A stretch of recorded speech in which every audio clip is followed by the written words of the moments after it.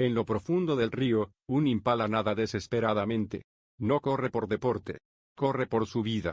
Detrás de él, casi invisible en el agua turbia, se esconde el cazador silencioso. Un cocodrilo mortal. La tensión crece.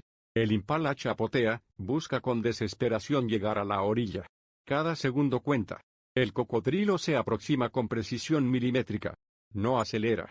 Solo espera el momento exacto. El agua se convierte en escenario de una persecución silenciosa. El impala lucha, pero el depredador está cada vez más cerca. Ya se puede ver la orilla. La salvación está cerca. ¿Pero será suficiente?